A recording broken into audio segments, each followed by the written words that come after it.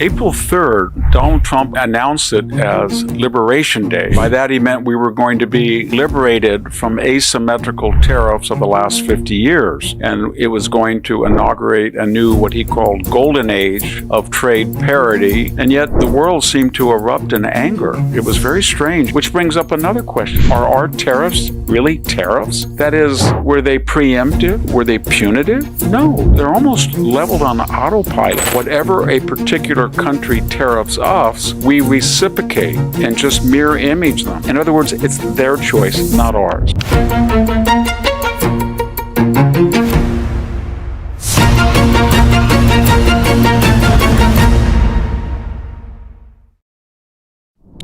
Hello, this is Victor Davis Hanson for the Daily Signal.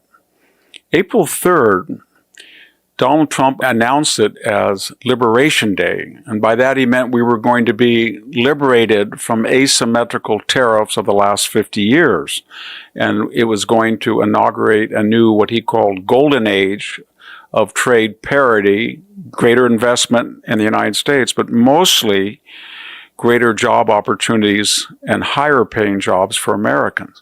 And yet, the world seemed to erupt in anger. It was very strange. Even people on the libertarian right and, of course, the left were very angry. Wall Street Journal pilloried Donald Trump. But here's my question. China has prohibitive tariffs. So does Vietnam. So does Mexico. So does Europe. So do a lot of countries. So does India. But if tariffs are so destructive of their economies, why is China booming? How did India become an economic powerhouse when it has these exorbitant tariffs on American imports? How did Vietnam, of all places, become such a different country, even though it has these prohibitive tariffs?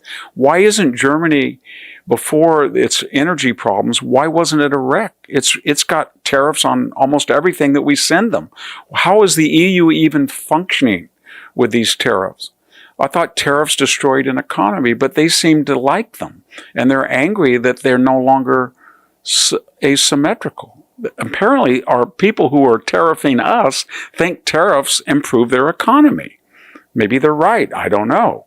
The second thing is, why would you get angry at the person who is reacting to the asymmetrical tariff and not the people who inaugurated the tariff? Why is Canada mad at us when it's running a $63 billion surplus and it has tariffs on some American products at 250%? Doesn't it seem like the people who started this asymmetrical, if I could use the word trade war, should be the culpable people, not the people who are reluctantly reacting to it? Sort of like Ukraine and Russia. Russia invaded Ukraine. Do we blame Ukraine for defending itself and trying to reciprocate? No, we don't.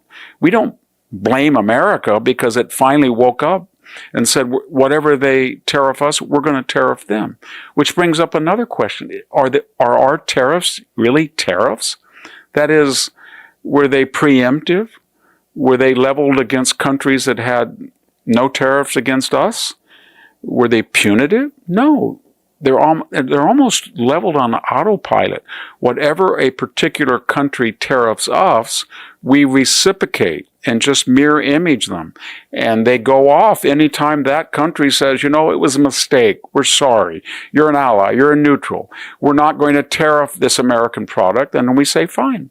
Then the autopilot ceases and the automatic tariff ends. In other words, it's their choice, not ours. We're just reacting to what they did, not what we did. A couple of other questions that I've had.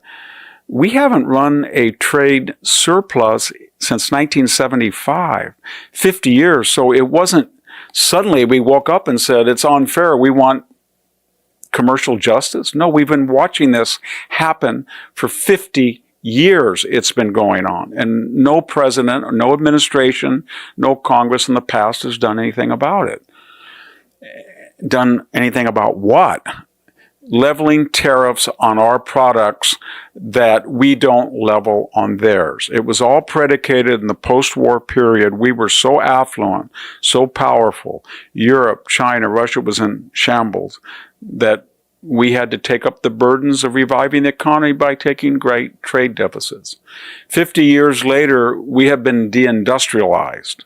And the countries who did this to us by these unfair and asymmetrical tariffs did not fall apart.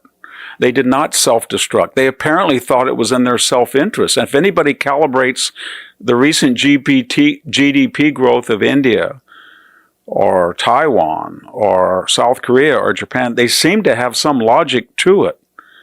There's a final irony. The people who are warning us most vehemently about this tariff quote the Smoot-Hawley Act of 1930. But remember something. That came after the onset of the Depression, after the stock market crashed in 1929. That law was not passed till 1930. It was not really implemented to 31. And here's the other thing that they were conveniently not reminded of. We were running a surplus. That was a preemptive punitive tariff on our part against other countries. We had a trade surplus, and it was not 10 or 20%. Some of the tariffs were 40 and 50%. And again, it happened after the collapse of the stock market. In conclusion, don't you find it very ironic that Wall Street is blaming the Trump tariffs for heading us into a recession, if not depression, when the only Great Depression we've ever had was not caused by tariffs, but by Wall Street?